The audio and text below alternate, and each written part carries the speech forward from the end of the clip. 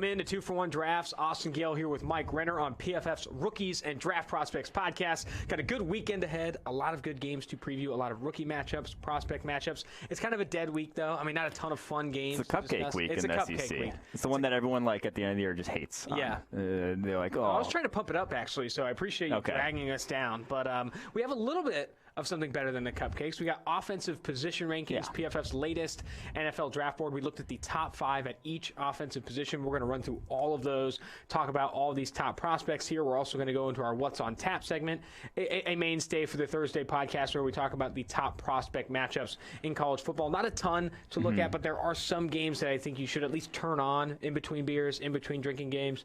And then we also going to do our draft specials. In the background. Listen to get an announcer, like you hear a big play, then flip over and see what happens. Bingo. And then we have our draft special segment where we're going to be discussing some of the top rookie matchups. A lot of good stuff. Let's start with these offensive position rankings, though. The first one, we got to go quarterback here. Very interesting right now, in that top 5 space, largely because of the Tua Tagovailoa injury. Walk me through number 1, though. Above average Joe Burrow, who's an absolute rocket up draft boards. And now, with the Tagovailoa injury, it's almost like a lock for the first quarterback off the board. Yeah, I feel like he is at this point. You don't complete over 70% of your passes every single game of the season, which is what he's done up to this point, facing 2 of the top 5 pass defenses in college football, 3 probably top 25 pass defenses in college football. You don't do that unless you got something, unless there's something there. It's not just the scheme. The scheme's good. It's a good scheme, but it's not just the scheme. It's not just the wideouts. There's something special going on.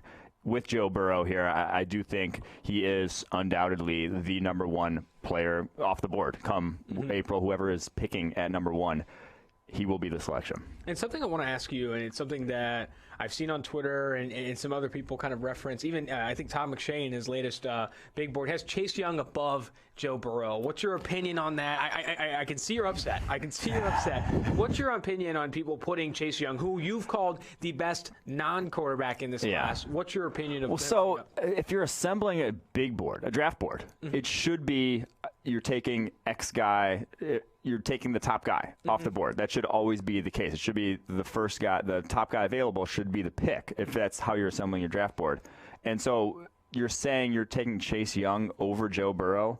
I mean, obviously you can't assemble a draft board in a vacuum. You're supposed to, obviously, if you have, if you have Deshaun Watson, you're not going to draft a quarterback. But you're also not going to be drafting number 1 overall if you have Deshaun Watson. But so I do think you have to take positional value into it. If there's a generational long snapper, you're not going to have him as the number 1 player on your draft board. I think there is one in this class. I haven't looked at fully, but I do think there's one. There's one every 5 years. But no, you have to basically, you have to assemble it with value in mind, with the positional value. And so quarterbacks are always going to be pushed up higher. If you believe a guy's a franchise guy, he should be the number 1 guy on your board because there's 14 or 15 quarterbacks in the NFL that are more valuable than even Aaron Donald every single year per our WAR number. So it's absurd to me if you're assembling a board, taking value into account, which you have to do on a draft board. You can't just put 5 running backs in the top 10 because you think there's 5 good running backs. That is not how you should assemble a draft board. It should be value, should be taken into account, and so obviously quarterbacks should be at the top of that list. But I do think if you're not taking value into account, Chase Young's the best player in this draft. Versus his position as a prospect, he is the best prospect. But hear me out on this. Why are you creating a draft board that does not reflect positional value at any point? I think some draft analysts are just catching up to this idea that positional value has to be taken into account. Even the best running back in the class isn't a top 10 pick. It rarely is, unless he's just like this dynamic receiver that comes out or whatever. And I think if you're creating a draft board, whether you're a GM, scout, or draft analyst, leaving positional value out of it and saying, no, he's just the best player, just doesn't make sense because you're going to leave good quarterbacks on the board. You're going to leave average quarterbacks on the board that have more value or potentially have more value than other players. And I also think that's why, because I feel like it's been done like that for so long, is why you see quarterbacks slip down and people pass on quarterbacks because they're like, oh, this edge rusher that we think is a better prospect at his position than this quarterback is, even though, if you just hit on an average quarterback, you're getting so much more value. Your team is so much better than if that guy turns into an elite edge rusher. Look at Gardner Minshew. You hit on a quarterback. Exactly. Teams should be far more willing to take chances at quarterback than they are at this point. And then when you look at this quarterback class, I guess it gets us back to these offensive position rankings. At number 2, you have Tua Tagovailoa with an asterisk next to his name for obvious reasons. He has the injury, the hip injury, that with a clean bill of health, he's the number 2 overall quarterback in this class and a top 10 pick. Yes. But with the question mark there, the asterisk there, it does make things difficult. I kind of want to move past Tua Tagovailoa and discuss this bottom 3 here. Justin Herbert at number 3, the Oregon quarterback, Jake Fromm of Georgia, Jacob Eason of Washington. All 3 of these quarterbacks, Herbert obviously the best of the 3, have a ton of value, and they do belong high in our draft boards, even though they aren't the top players at their position. Yeah, and they've been going kind of opposite directions. So Herbert's been going up the second half of the year. Down the stretch here, 91.3 passing rate over his last 5 games. He's looked very good. Been very efficient with the football, avoiding those kind of boneheaded games that we've just seen from him in the past. Big 12 championship game. That's everyone circle it on your calendars. Utah, Oregon. Pac-12. Jesus Christ. Yeah, Pac-12 championship game. Circle it on your calendars. That is the game you got to watch Herbert. If he shows up and does it against Utah, we could talk about him as a top 5 pick now. We can push him up into that conversation because he's never done that against a real defense. Utah is going to have, we talked about it, the most invites to the Senior Bowl. They have a defense loaded with talent. The best player is not even a senior, Jalen Johnson, probably the cornerback. So there's a lot of talent on that Oregon or Utah defense. If Oregon goes there and Herbert puts up an efficient game, beats Utah, then we can talk about it. But just beating up on some of the dregs of the Pac-12, still good. But he has been trending up, has been better of late, avoiding those bad games. Fromm and Eason, though, we've talked about it. We've poured one out for both of these guys at times over the past 5 or 6 weeks. They've had some rough performances. Go back to that Eason game against Utah. What he did against them, that dropped him hard down our board. He went 4 of 18 for 24 yards under pressure in that game. 4 of 18 for 24 yards, 1 point, whatever, do the math, 1 point something per attempt. That's rough for him. So 41.0 passing rate under pressure for the season for Eason. And while we talk about clean pocket passing, more indicative, more stable year on year, being that bad under pressure, especially in college, seeing ghosts like that only gets worse in the NFL. And even with that, what you said about Jake Fromm and Jacob Eason, they're both top 50 players on your big board. You still should be willing to take a shot at them. Yes. Because of that positional value. You do not pass on a Jake Fromm or Jacob Eason because there's a better tight end on the board or something like that. You need to you don't pass on Lamar Jackson for Hayden Hurst. Exactly. Basically. Bingo. But the Ravens very fortunate. He's Lamar Jackson's a great reason why you should be taking chances on talented players like that, because transforms your franchise. You look like a different team when you have a competent guy there under center. You don't look like a different team when you have, Hayden Hurst. You don't look like a different team when you have, a top 10 tight end in the NFL. That doesn't move the needle. It goes back to what Steve said. A little bit of it is just draft good players, and there's going to be good players. You don't need to force a need at a certain position. Draft good players, and if the best player available is a quarterback, man, the worst thing that could happen is you have 2 good quarterbacks. Say you don't have a need, but then you have a ton of value at backup quarterback. And with the league, you've seen so many injuries happen, all of those things. And we've seen guys, so Josh Rosen, all-time bad rookie year, still gets a second-round pick the next year. You couldn't get a second-round pick for Cleveland Farrell right now. No. You couldn't get a third-round pick probably for Cleveland Farrell right now the way he's played. You have Deshaun Kaiser has a terrible rookie year. Second-round pick. You get a starting safety for him the next year. Yeah. And Demarius Randall. You flip him for that. Those are 2 great examples. I was going to say, no other position does that ever happen. What do you think Gardner Minshew goes for right now? Exactly. What was he, a 6th-round pick? Yeah. I guarantee you get a second-rounder. I guarantee it. They get so much more trade value back. So when you're in that conversation of, let this guy develop, let Drew Lock develop, let this other, young quarterback, let Dwayne Haskins develop. Yes, you can develop from the bench as well. You can develop in a lot of different ways. And the worst thing is you have 2 good quarterbacks, and as soon as quarterback shows he's good at all, he immediately gets his trade value. You immediately recoup whatever draft position you used on him in terms of trade value. That was a really good example with Josh Rosen, because he honestly couldn't have had a worse rookie season under center and still got a second-round pick. That is a great example. I appreciate you bringing that up. Let's go to running back here. A very not as valuable position as quarterback, but it's next on this list. Let's start with the Clemson running back, who actually, surprisingly, looking at some other draft boards right now, there aren't a ton of people who have him as the #1 overall back. Some people seeing DeAndre Swift better. Some people seeing J.K. Dobbins better. Oh, I'm looking at you, Todd McShay, and I was really, really surprised by this. Travis Etienne of Clemson, why do you like him? Why is he the #1 back? We love receiving ability as a running back position, and he really hasn't showed that. That's how special I think he is as a pure runner, and just as in terms of a pure get the ball in his hands sort of weapon. On 153 attempts this year, he has 70 broken tackles. That's the highest rate. We've 0.46 broken tackles per attempt, highest mark we've ever seen by a ton. No one's ever even hit 0.4 before in our charting. He has 5.74 yards after contact per attempt on those 153 carries. He is the most dynamic running back, since Saquon Barkley. I think he is a better pure sort of running in terms of like his vision than Saquon Barkley was. This dude is, he is everything you want in terms of with the ball in his hands. He is as dynamic a threat as there exists in college football right now. So at that point, I think there's still a ton of value. Like this is where I ranked him around the 30s in this class. I think that's where I had about Saquon Barkley coming out, because that's, again, not going to be super high on running backs. I don't think they're going to recoup your value. So I think that's he is incredibly, he's just a weapon that you can find ways to get the ball to and be, add to your offense. You have some convincing to do with Todd McShay at the Senior Bowl, because right now, Todd McShay, he releases top 32 players right now for the 2020 NFL Draft on November 20th. #1, DeAndre Swift. 2, J.K. Dobbins. #3, Jonathan Taylor. Travis Etienne, not even in the top 32. J.K. 32. Dobbins over Travis Etienne is the craziest thing I've ever seen. There you go. And Etienne, so he came in, true freshman, Clemson. One of the first runs I saw from him, like, who the hell is that? Like, why isn't this guy playing more? And he looked skinny, though, back then. He's up to 215, in the 210, 215 range right now. Doesn't look skinny anymore, and he's gotten better. Like, he's legitimately gotten better every single year. If you haven't watched him yet this year, he's better than he was last year. Like, he's legitimately one of the best college running backs I've ever seen when he gets the ball in his hands. Let's go to DeAndre Swift here. DeAndre Swift, the #1 player on Tom McShay's board, #2 here. That wasn't just running back rankings. That was actually his board. Top 32, DeAndre Smith. Is that the #1 player? No, okay. #1 running back. I apologize. Whew, I was like, what? You almost threw up all over the place here. DeAndre Swift of Georgia. He comes at number 2 on your running back, or PFF's running back rankings here. 5'9", 215 pounds. This guy, great receiving back. Yes. He offers so much value as a pass catcher, and when you see that and where the NFL is going, he's going to be high on the boards. So just to put, I guess, Etienne's broken tackle number in context, like I said, he had 7 broken tackles on 153 attempts.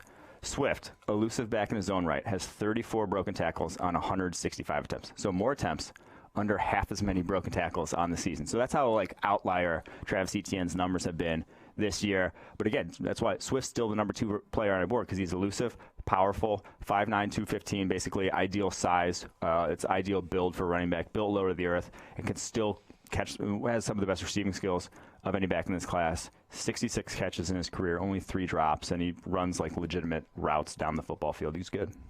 #3, Zach Moss of Utah. I believe he got invited to the Senior Bowl. And then #4, you have Jonathan Taylor of Wisconsin. But I got to skip to 5, because I think 5's kind of hot. Yeah, let's do it. Demetric Felton of UCLA, primarily a receiving back. From a usage standpoint, I'd say it's very similar to Tony Pollard in terms of using in the slot, a little bit at the running back position. What are you seeing in this game? Why should more people know about this guy? Well, because he has the best receiving skills, I think, of any of those backs in college football right now. He can kick to the slot very easily and get open from the slot position. So that sort of versatility, I think, is incredibly valuable in today's NFL. He is elusive after the catch, 14 broken tackles on 41 catches so far this season, 484 receiving yards. That leads all running backs. But again, he's kind of like hybrid, so it's not necessarily a super fair comparison.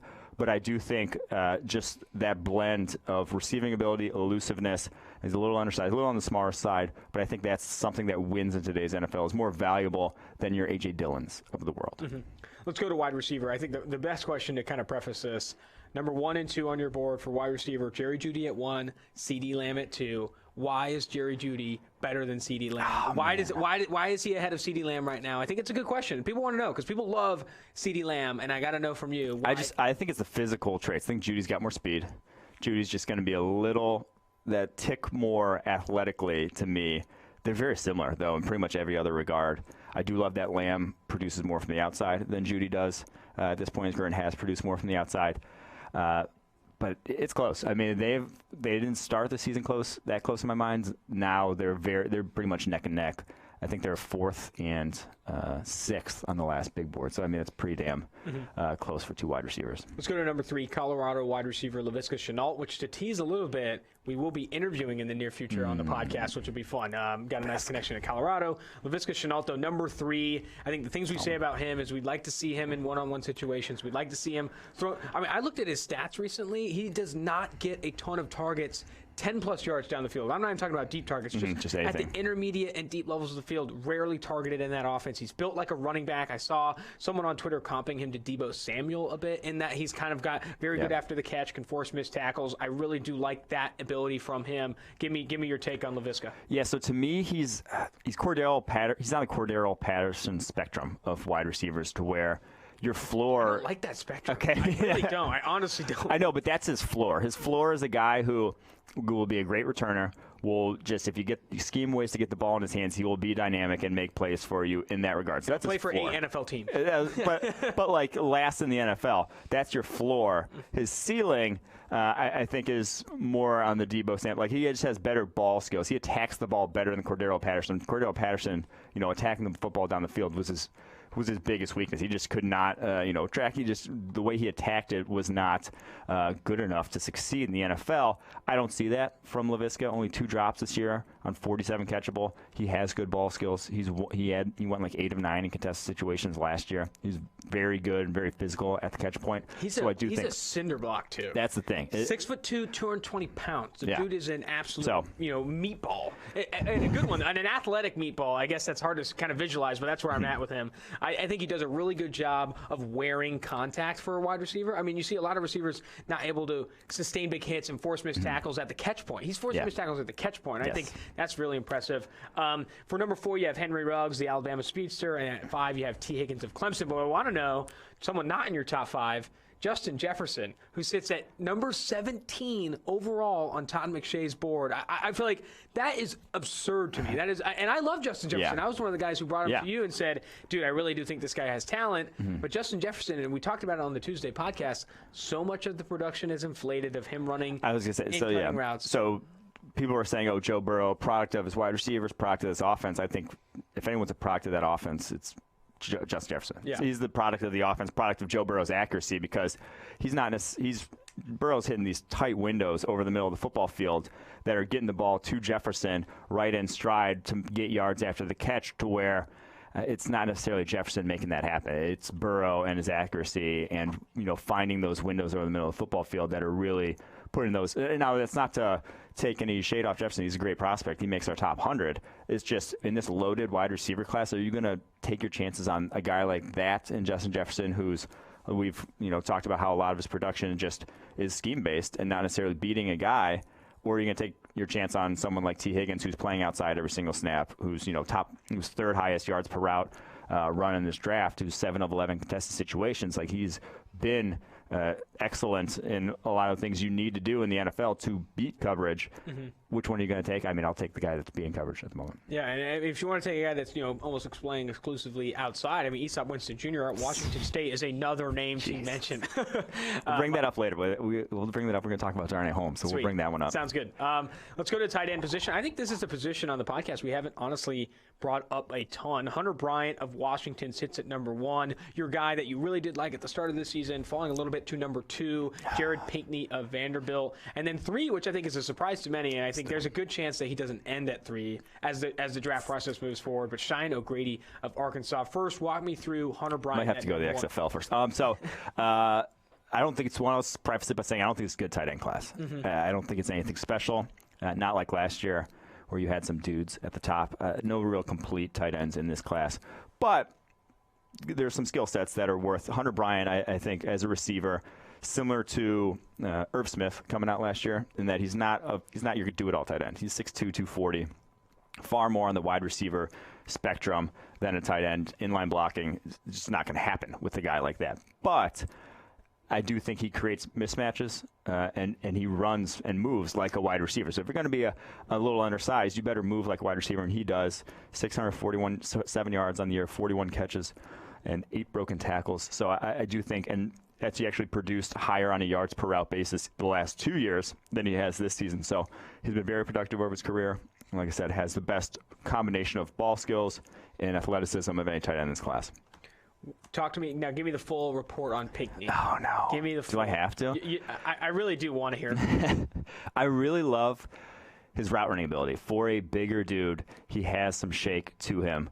Has adjusts as well as anyone in this class to off-target passes. I think it's a huge part of playing tight end because it's not going to be. You have so many times at the tight end position where you're just where the quarterback's putting it away from a linebacker's leverage, and you have to move, make a play. I think that's what Pinckney does best. I think that's his sort of trump card over all the other guys in this draft class is that ability. We saw it in 2018. Have not seen it this year, but if you see it, if you've seen it, you're gonna bank. You can get it out of him again. Is what I'm banking on. Wow. Now he's a fifth-year senior. He is older side.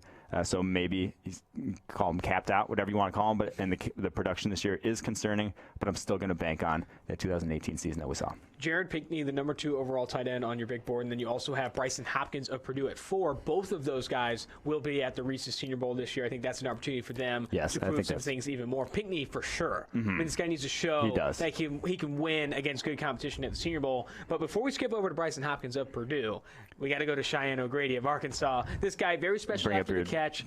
Dad's divorces again. Yeah. No, let's not bring up my dad's divorces again. But he broke 13 tackles on 63 catches over the past 2 seasons. Special after the catch. Looks like a special talent. The problem is off the field, multiple suspensions, team suspensions at Arkansas, and now he's left the team, deleted his Twitter account. There's a lot of things going on here that maybe Cheyenne O'Grady does not end up in the NFL. Maybe not in this draft. Yeah, I just might have to rethink this one because there's like so much smoke that, and apparently going back to even high school, there were issues with him and his coaches. Really? There. So and where there's smoke, great. Mike, there's fire. There had been fire. There's something's ablaze here with O'Grady. And, he might have to drop down a little bit more because there's just something very off. It's very bad to leave a football team your senior year. Bryson Hopkins of Purdue, I know you have some concerns about his ball skills. 19 drops on 133 career catchable passes. That's 14.3%. That's not good. Anything over 10%, you start to kind of that's a flag. That's a red flag. But outside of the drops, there is some things to like about this guy. Yeah, I mean, not good. There's like only 2 tight ends, I think, in the NFL right now with a higher drop rate this season. That's awful. And that's his career rate. It's not just like an outlier of a season. That's his career has been that bad. So pretty concerning there for sure for Bryson Hopkins. But he's the most athletic tight end in this class, probably in terms of size, speed, agility. He's similar to, I wouldn't be surprised if he runs, low 4.5s. Like he is that athletic.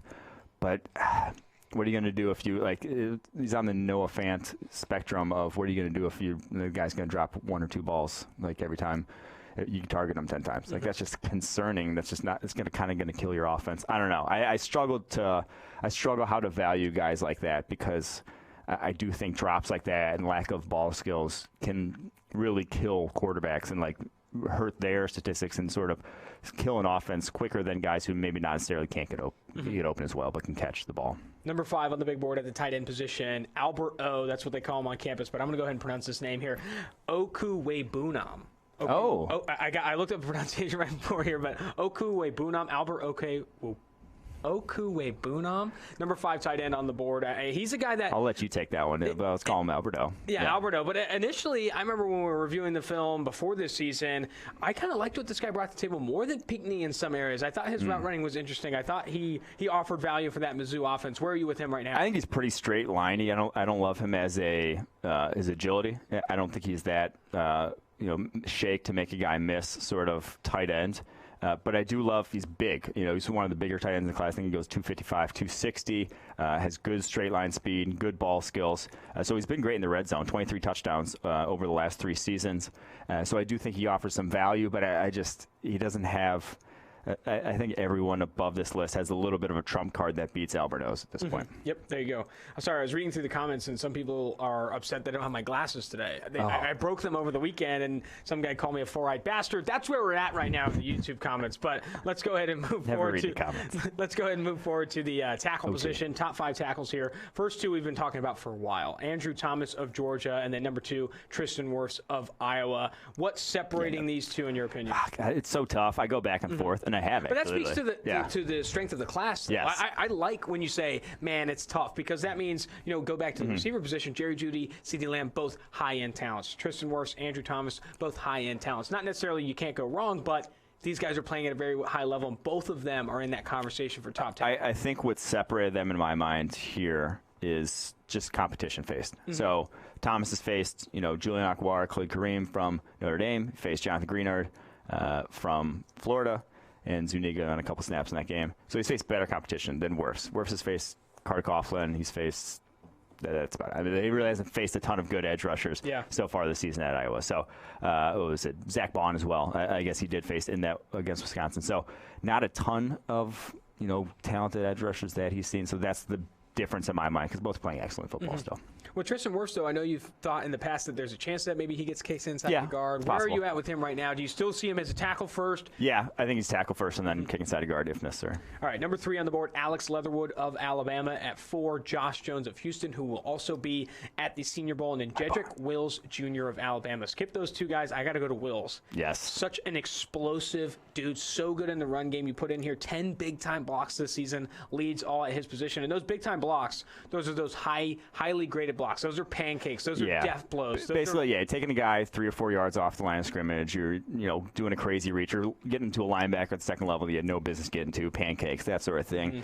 Yes, the only guy with more than him in the country right now is Penny Sewell, who's only a sophomore. Yeah. So that's a dude right there. And that's good competition. Yeah, that's a dude. He's going to be special next year. He's the Chase Young of offensive tackles, that prospect. Quote him right now. Interior offensive line, let's jump to this position here. This guy's been number 1 on your interior offensive line for a while, and it's not changing regardless of injury, because the guy's been a little injury plagued. But Netani Muti of Fresno State, a nasty Hawaiian-born monster, built like a monster, but he's so good in the run game. And also, what I like about him, and I feel like I always bring it up, because he's nasty, that's what pops out on tape, but he's also very good in pass protection. Yes. And sometimes you see some of these nasty I want to bring up Drew Samia, the Oklahoma guard, who's kind of a nasty, a finisher, struggles a bit in pass protection, can sometimes get a little over-aggressive and lose his footing and get beat there. Netani Muti, a different story. He can turn it on and turn it off. That's the crazy thing about Muti that I love so much, is that he has these blocks where he lights guys up, but he never has the blocks where he goes for a kill shot and then falls flat in his face. He is on balance. He just can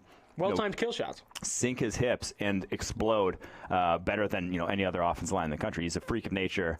This guy, John Wick, in a sense. If you watch the John Wick shows, he takes some crazy shots and he always hits them square between the eyes. That's Netani Muti. He really is just the best interior offensive lineman in the country. Unfortunately, only a handful of games this year before his season was cut short. Again, I believe with a shoulder injury or something this year. Had the Achilles injury last year, but on 193 pass blocking snaps over the past 2 years, 3 pressures allowed. Dude, he's good as excellent as a run blocker, just as good as a pass protector.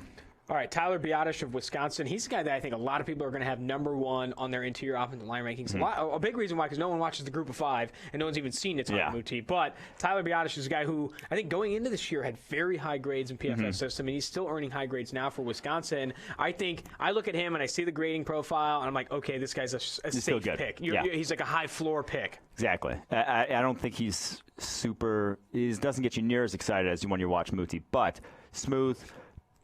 Pops off the snap, quick off the snap, has size to play. He could probably even play guard if you wanted to play guard. And he's been a top 5 graded center freshman year, sophomore year, now junior year in college football. And he was a walk-on or something. I remember writing the background, or there was something along the lines of he wasn't even supposed to play center, but now he's playing. I'll have to dive into the background, but I think he has an interesting one. Yeah. Let's go to Creed Humphrey of Oklahoma. He's another name I think that gets tossed around a ton at the top of interior offensive line rankings right now. Where do you see his game? Yeah, I just love that he's been so good in pass protection, even when he hit the ground running as a redshirt freshman last year. Only 5 pressures this year as a redshirt sophomore allowed all season long. And another guy who 6'5", 315. He's not pigeonholed into center. If you wanted this guy to play guard, he'd probably play guard. If you want to play tackle, I think he might even be able to play tackle as well. Like, he's just that good. Didn't end up playing tackle at Oklahoma because they had some dudes there at tackle when Bobby Evans and the other guy whose name's eluding right now, the Bills right tackle at the moment. I don't know how I know that, but can't remember his name. Cody Ford. There you go. They had those two guys at tackle, so he was kicked inside to center, but he can play pretty much anywhere, which I love. Here we go. I'm going back to Tyler Biadasz. Recruited as a 3-star defensive lineman as part of the 2016 class. 5 offers: Illinois State, South Dakota State, Southern Illinois, Western Illinois, and Wisconsin. Decision a no-brainer. That's what I put in the notes here. Goes to Wisconsin. Do you want to go to Western Illinois? Goes to Wisconsin, and then after taking a redshirt in 2016, goes away from defensive line, starts all 14 games at center, and like you said, as a freshman, high-graded center. Yeah. Sophomore. Like, to get that production, to get that those grades when you didn't even play the position. You weren't even recruited as an offensive lineman. I think it's special. I think that speaks volumes to him as a prospect, that Biadasz kid. Let's go to number 4 and number 5 on your list here. Calvin Throckmorton of Oregon goes at number 4, but let's go right to Kentucky. Logan Stenberg, Logan Stenberg at number 5. He's a guy that I know you kind of, similar to Muti, you kind of can get excited watching his tape. O-line coach Porn, he was described as the SEC's most disliked player. Oh man, I got to meet this guy. Yeah, that's close. Kentucky's just a hop, skip away here in Cincinnati. One lone pressure all season long on 261 pass blocking snaps. So there's a lot to like, and you watch his tape, and he is jumping on dudes, on piles. He's mean. You're getting me going right now. I got something a reference I want to bring up. I remember Gabe Jackson, Mississippi State, now with the Oakland Raiders. Yeah. Von Miller in an interview after the game, I don't know if it was a couple years ago or whatever, said he is the nastiest smelling player in the NFL. But think about that as an advantage. Like, if you just smell like complete ass when you're playing, it's like that'd be tough to bull rush a Gabe Jackson when he smells like death. Yeah. I think that's it's no fun. I mean, being around a guy who smells like Stenberg if we do get the opportunity, because it could be part of it. It could really be part of it. You're like 10 feet away. You're like, oh, that's Stenberg. Wow, he smells terrible. Let's go to our next segment here. That was great, by the way. Offensive position rankings, good stuff. Mike Renner. Make sure to check out the full article on PFF.com, and make sure to continue to follow PFF for all of our draft coverage. We're going to have defensive rankings at every position. I think if they're listening to this, they follow our draft coverage. True. But just saying. Hey, but yeah, you know what? It doesn't hurt to. I'm sorry. Maybe they just listen to the podcast but hate the website. I mean, I hate the website, but yeah. Yeah, true. Let's go to What's on Tap, PFF segment here on the 2-for-1 Draft Podcast, where we look at top prospect matchups. We're going to go KJ Hamler, slot receiver for Penn State, going against Shaun Wade, who's not talked about enough on that Ohio State team. A lot of people love Jeffrey Okudah, even ourselves, but Shaun Wade, another special talent. I think going against KJ Hamler, this will be interesting. Yeah, Shaun Wade's in our top 100. We're probably not as high on him as some other people. It's kind of difficult to evaluate because I think he's a guy who his future is going to be at outside corner. He plays exclusively slot for Ohio State, slot box, whatever. He's not playing outside corner, but I think would be where his best position is. So I'm kind of just like hesitant on putting a guy that highly. Now he's good in the slot. But again, I don't think that's his best position. So I was outside corner is just a different animal. Being able to stick with guys one-on-one is a different animal from playing that underneath zone or staying with a guy in the slot. So I like the traits. I like what I've seen from him so far this year. But yeah, it's just he might be coming back to raise his draft stock with Arnett and Okudah probably gone. Do you like Hamler? Give me your take on Hamler. Yeah, Hamler made our top 100 too. Great speed from the slot. I think once the ball is in his hands, he is very dynamic. He has had serious drop issues this year. What is it? Something like already has 10 drops on the season. That's a problem. Going to need to see that fixed. Only a redshirt sophomore, so no. And at 5'9", 173, I'm not sure he does declare. You don't see a lot of undersized guys. Actually, 11 drops this year on 57 catchable. It's rough. It's a wild number. Bryson Hopkins levels. Yeah. So we'll see about him if he does declare, but that's a good matchup for both of them because Wade's a little more physical. I'm not sure has the straight line speed to keep up with Hamler. So if we get some, slot bursts, that'll be maybe Hamler takes advantage of him. Let's go to the next matchup here. Robert Windsor versus Wyatt Davis. Wyatt Davis, an underclassman. Yes, a guy we haven't actually talked a lot about. So he's a redshirt sophomore. And I wasn't really on the radar because not a lot of redshirt sophomore interior offensive linemen ever declare. That's just is rare to see that happen. But I think he could. He legitimately, to me, is impressed me more than Michael Jordan last year, more than Elflein a few years back, more than even Billy Price kind of coming out of Ohio State. So he's the best interior offensive lineman I've seen in Ohio State in some time as a redshirt sophomore here. So he could declare. He just has better feet than those guys. I think he's just more agile. loses better balance than any of those guys coming out. And Robert Windsor, power player, we've talked about him, one of the better interior bull rushers in the country. So that'll be a nice matchup there. Davis, the right guard, number 52 to watch there. There you go. All right, let's go to another game on the What's on Tap segment. UCLA at USC. Darnay Holmes. Yes. Darnay Holmes is a guy that we were high on going into this year. I still think he's been struggling. He has not played well this year, or to the start at least. He started off struggling. He has been better. Last 4 weeks, only 41 yards, 4 of 16 targets. Wow. He's kind of turned his season around. That ankle injury that started off, maybe it lingered. Maybe it was lingering. You know, that Aesop Winston game. You could probably throw that, burn that tape. Dude, that's a bad tape. Burn that's that tape. bad tape for Darnay Holmes. That was bad tape. But the last 4 weeks, like I said, he's looked like a different player, and the skills are still, the talent's still there. You just see some guys move, and you're like, okay, that guy's going to be an NFL player, but is he going to really figure it out and get himself into that, first round conversation, which is what we thought he could have been heading into this season. Here's his opportunity. Yes. Here's his opportunity. Going against USC, Amon-Ra St. Brown, Pittman, Vaughns, there's going to be plenty of opportunity. He gets the gamut of Amon-Ra St. Brown, great route runner, quick, shifty. Pittman, much bigger, much more physical. Darnay versus Pittman seems like one he's got to prove himself. Yeah. I think this is a great game to watch. You said there may be some cupcakes here, but UCLA at USC, and especially with Darnay Holmes turning the corner, I haven't even been diving in. Ever since that Aesop Winston Jr. game, I wrote him off as returning to school, really. Just kind of you're going or transferring. There's some rumors that he might transfer, but I think I might have to go back and watch the tape on Darnay a little bit more. Did well against Colorado. I like that tape against LaVisca. A lot of tape I have been watching, though, is this USC receiving core. Michael Pittman, Amon-Ra St. Brown, both of those guys are very outstanding. And Tyler Vaughns, too, sometimes gets forgotten, but he also has shown some flashes. I think this is a great one to watch. And UCLA at USC, that's a rivalry. I mean, that's something that, let's turn it on here. Like Chip Kelly and all that. I think there's something to get excited for there. Let's go TCU at Oklahoma. We got CeeDee Lamb versus Jeff Gladney. Jeff Gladney, I believe, got accepted an invite to the Reese's Senior Bowl. He'll be there. He's the guy that graded really well last year. Not off to the same start this year, but still showing off a lot of good things. And CeeDee Lamb, number 2 wide receiver on your board right now. This one has 2 great wide receiver cornerback matchups, but this one, hopefully CeeDee plays. Missed last week against Baylor. They haven't said why. He's injured. They haven't said what the injury is, but hopefully he's back this week. They said his status is still up in the air, but this is a matchup where I don't think CeeDee's faced a prospect like Gladney so far this year. Gladney got 4.3 speed, legit ball skills down the football field, can hang with Lamb on a straight go. I don't think Lamb's really seen a lot of guys this year that have that athletic profile that he's going to see from Gladney. So that matchup will be huge. Will he still be able to win down the football field? Probably. CeeDee Lamb. But I do want to see them go head to head, and hopefully he's fully healthy in that one. In that same game, you also have Parnell Motley.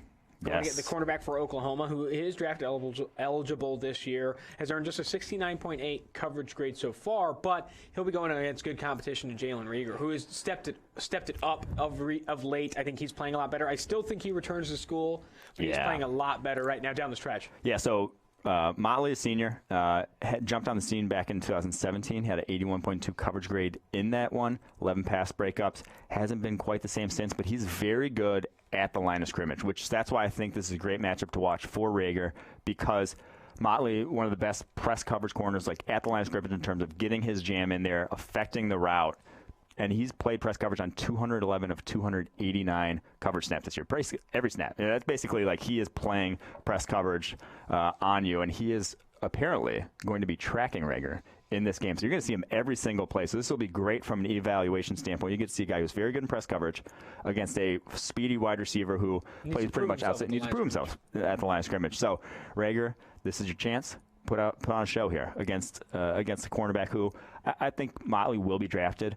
Probably more of a day 3 type prospect at this point. I just don't think he has speed, which that could come back to haunt him against a guy like Reagor who's going to run the 4.3s. Very good. That's going to tie a nice bow on the what's on tap segment, the prospect preview segment. We're going to move forward now to the rookie segment, draft specials, looking at rookies to watch, specifically matchups to watch. Let's start, and this is an interesting one. Jamel Dean of the Tampa Bay Buccaneers going against the Atlanta Falcons. Jamel Dean earned very high coverage grades in back-to-back games. In the first 2 games of his NFL career where he's played significant snaps. The game after, he doesn't play a single. Oh wait, he 2 weeks ago against Seahawks. Yep. Terrible coverage grade. Oh yeah, he got toasted by DK Metcalf, and then he has the game of his life the next week against, I'm forgetting, the Panthers, was it? And he just absolutely, pick multiple pass breakups. And then this past week against the Saints, he zero defensive snaps. Didn't even play. They said they wanted to play more zone. Yes. Which would be great if you had corners that were good in zone that you were going to play over him and didn't get torched, for 34 points. Mm-hmm. That was a head scratcher. I don't know how much zone they're trying to play against the Falcons, but there's a simple thing here. You got to put your best players on the field, especially at a position where you don't really have a ton of talent at the cornerback position. So again, Seattle, a 35.8 coverage grade. But what I'll say about that, he got roasted by DK Metcalf a handful of times. Still had 3 pass breakups. Yeah. Then he has a 95.6 coverage grade against the Arizona Cardinals. 1 interception, 2 pass breakups. They go on to take on the Saints in Week 11. Tampa Bay sits him on the bench. They wanted to play more zone, and he played zone on the sideline. That was very Held it down. Dude, held it down, crushed it. But it's like 0 targets, 0 pass. They really have not had any cornerback have one good game all year, and the second they do, he gets benched. Very interesting. But so he'll play, hopefully. Yeah, against hopefully the he'll play against the Falcons. You see some opportunity there. I mean, if they had him track DK Metcalf, probably gonna have him track Julio Jones. Right? I mean, not unless they're playing zone. You never know. I mean, Yeah. you'd think they were going to have him track Michael Thomas. Instead, he just toasted him en route to a W. So it's head-scratching decision-making over there. It's hard to kind of really understand what they're going to do. But if Jamel Dean does play against the Atlanta Falcons, I think he's well worth a watch in man or zone coverage. Let's go to a rookie-on-rookie matchup. Yes. A little 2-for-1 here. Ed Oliver of the Buffalo Bills, the defensive interior, former first-round pick of Houston, going against rookie guard Dalton Risner of the Denver Broncos, an older prospect, an older rookie, but who's played very well for Denver so far this year. I think this is a great opportunity for these two guys to kind of show off their skill set. Yeah, so we highlighted Oliver last week, said he was going up against a favorable matchup in that Miami offensive line. He did all right, 4 pressures, 76.0 overall grade on defense. That's what, we got to beat the bad guys first. That's doing pretty well in that one. So he did well, but this is a little different animal. Dalton Risner's playing a lot better than those interior guys for Miami. He has a 74.3 pass blocking grade for the season, one of the better pass blocking grades at the guard position. Hasn't allowed a sack, only 11 pressures all season long. Holding his own basically as advertised. We thought he was NFL ready coming out of K-State. Has been NFL ready. So this one, I say advantage Risner, but we'll see. Left guard for the Denver Broncos. I'll say this too. George and Eric, our 2 data scientists here at PFF, were really high on Risner. Yes. Really did like how he graded on a play-by-play standpoint. I think that's going to be Throckmorton this year. A guy we kind of barely touched on the interior offensive line rings, but he's been high pass protecting grade for 3 years now for Oregon. I think they're similar prospects in terms of they might not physically, or the eye test, it might not look appealing. It might not be the most visually appealing. That's the word I'm looking for. They might be the most visually appealing players, but to get the job done consistently, I think that's Throckmorton. I think that was Risner coming out, and that's why he fell to the second round. Going to this next matchup here, definitely a rookie to watch. Greg Speed Bump Little going against Marcus Davenport, which will be interesting because Greg Little this past week, why he got the nickname Speed Bump in there, Adrian Claiborne put the dude on skates and then some. Some of the worst. 14 pressures. Some of the 14 total pressures. We talked about it on the Tuesday podcast, but when you review that film too, how bad he lost, the pass sets were bad, the footwork was bad, everything was ugly. It was raw, it was ugly, and Adrian Claiborne was just feasting on him. And now you're going against Marcus Davenport, who I think is a similar player. That's why how he attacks Greg Little. That's why I want to watch this, because Davenport Little just had no anchor. He was setting deep and setting right in his quarterback's lap. So Davenport, he wants to bull rush you every time, and he will if you're going to let him. Just hopefully Greg Little doesn't let him, because this could be double digits again. Dude, and if it's not especially Marcus against Davenport, Seattle, it's Cameron Jordan. It's very even worse. Especially against New Orleans, where they're not going to be they're probably going to be playing down again. The Panthers are probably going to not have a lead. Probably going to have to be throwing 50 times again. That could get ugly again. Dude, absolutely. I mean, this is going to be a huge problem because, like I said, it's either Marcus Davenport, which he'll probably see the most of, but if the Saints try and get nasty and throw Cameron Jordan his way, things are not going to look good. And you already had Darrell Williams getting called fat by Tack McKinley. The offensive line is in shambles right now. Morale is low, and Greg Little's going into the room, and people are really asking him, we're thinking about moving you to center. There's just it's a bad look right now for Carolina. And Kyle Allen, I'll say this, he came out of the gate strong. The QB wins team were great, but he is grading very poorly right now. Yes. He's one of the lowest graded quarterbacks. He is the lowest graded quarterback from a clean pocket this year. Ooh. He's also struggling significantly I never bought throws of 10-plus yards. Yeah, I was You never. So I always am hesitant to crown a quarterback until they actually have to go win a game, until they actually have to throw 50 times and it's on their back to win a game. A lot of guys can succeed when you're protected, when you're running the ball well, and when you can check down to backs and they give it to you. But when you have to go win it yourself, which is what he's tried to have to do against the Packers last week, as well against the Falcons, when you have to go do that, that's when I actually will buy in. If you can go out and do that. Kyle Allen has not. Has fallen flat on his face. Unfortunately, that's the story of Gardner Minshew's benching. Because when he had to go out there and beat that, I think it was the Texans, in the fourth quarter, he throws two picks and fumble. And it was an absolute falling apart. But Gardner Minshew, I love the kid. I think he could rally back. But again, I think it's a good point you make. You have to judge a quarterback on how he can take over and win games late. And Kyle Allen struggling to do that. You saw all 4 of those interceptions he had this past week were awful. Poor decisions. Inaccurate. Yeah. It wasn't like a batted pass or the O.J. Howard behind the back flip up that Jameis Winston fell victim to. These were bad passes, bad decisions, inaccurate throws. Poor Kyle Allen, and poor speed bump Greg Little. That's going to do it for the 2-for-1 Drafts podcast. This has been fantastic. Thank you, Mike, and thank you to all of our listeners our live watchers on YouTube. Remember, you can find us on Spotify, Stitcher, and Apple Podcasts. But until Tuesday, make sure you're liking us on all those things. So this has been Austin Gayle, Mike Renner on 2-for-1 Drafts.